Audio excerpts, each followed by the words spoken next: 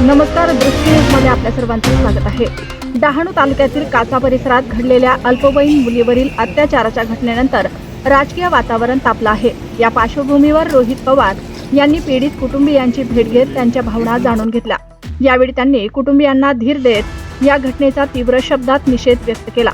या प्रकरणावर बोलताना रोहित पवार यांनी देशातील महिलांवरील गुन्ह्यांच्या गंभीर आकडेवारी मांडली. देशात दररोज सरासरी 24 बलात्काराच्या घटना घडतात.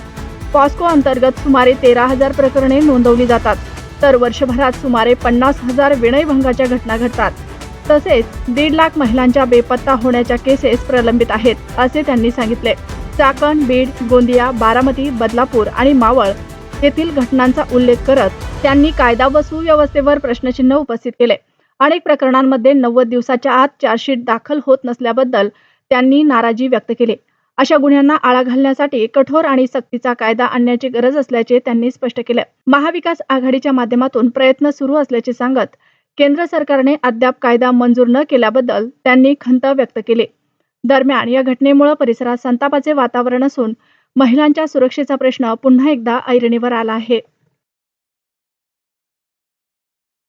ही घटना तर एकदम धक्कादायक आहे की 10 वर्षाच्या आजोबांनीच चिमुकलीवरती अत्याचार केलेले आहेत. याबाबत आपण काय बोलायला इथेही आपण कुटुंबियांची भेट घेतलेली आहे. एकतर ही जी घटना पालघरमध्ये घडली तर त्या पीडितांच्या परिवाराशी आम्ही सर्वजण जाऊन भेटलो. सुनीलजी भुसारा आमच्या बरोबर आहेत, आमचे सर्व महिला पदाधिकारी आहेत, सर्व इथले कार्यकर्ते, पदाधिकारी आणि सामाजिक कार्यकर्ते आज इथं आलेले.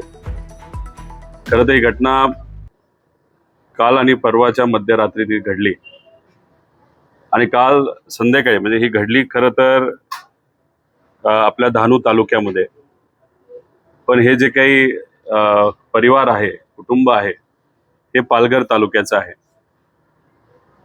जेव्हा ही घटना घडल्यानंतर हे कुटुंब तसं घाबरलेलं होतं, पण तरी सुद्धा ती जी मुलगी आहे, लहान मुलगी आहे, तिची आई असेल आणि तिची मोठी बहीण असेल, त्या लढवय्या आहेत. न घाबरता त्या लगेचच ज्या तालुक्यातून ते येतात त्या तालुक्यामध्ये जाऊन भोईसर इथे जाऊन पोलीस स्टेशनमध्ये पोलिसांना ते भेटल्या. ते तिथे असले तरी घटना ही डहाणूमध्ये घडली. म्हणजे कासा या पोलीस स्टेशनच्या अंतर्गत तिथल्या पोलीस स्टेशनली या पोलीस स्टेशनला सांगितल्यानंतर इथं हे महिला नाही तर मुली येऊस तर इथं असणाऱ्या चांगल्या PIनी पाटील साहेब असतील व कासा पोलीस स्टेशनचे सर्व पदाधिकारी आणि जे पोलीसवाले आहेत लगेचच्या लगेच या अतिशय विचित्र बोंधू बाबा जो आहे, जो क्रिमिनल आहे, त्याला ताब्यात घेतलं आणि मग लगेच तपास तिथं सुरू केला. हॉस्पिटलला त्या मुलीला, लहान मुलीला आणलं. इथे असणारा जो दवाखान्यातला स्टाफ आहे ते सुद्धा कोऑपरेटिव्ह आहे. त्यांनी सुद्धा लगेचच्या लगेच जे काही स्वॅब घ्यायचे होते, ज्या टेस्ट करायच्या होत्या त्या सर्व टेस्ट केल्या. या परिवाराचं मत आहे, दुर्दैव असं की त्या जे पती आहेत, म्हणजे आई आहेत, या मुलीला, लहान मुलीला वडील नाही आहेत. लहान असतानाच ते वडील वारले, पण तरी सुद्धा हा परिवार तिथं लढतोय.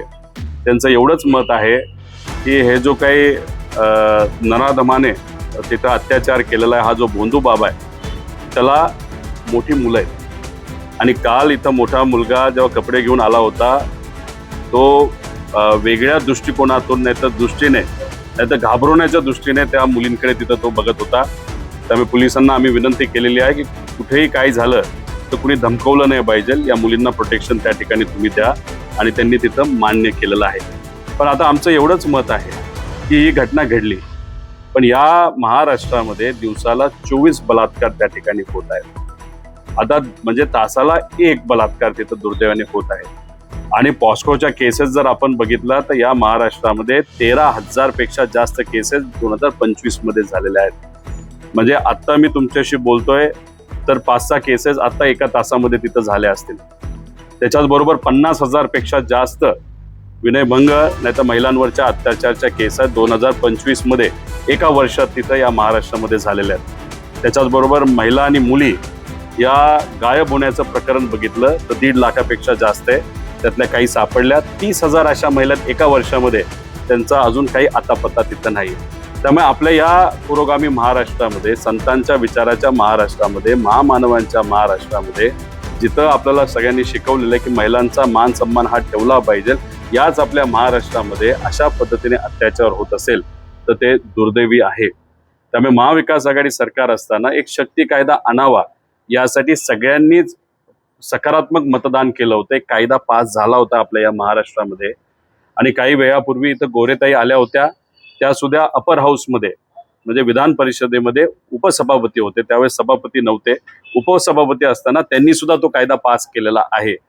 पण दुर्दैव असंच केंद्र सरकारने तो कायदा स्वीकारला नाही, तो परत आपल्या महाराष्ट्रामध्ये पाठवलाय.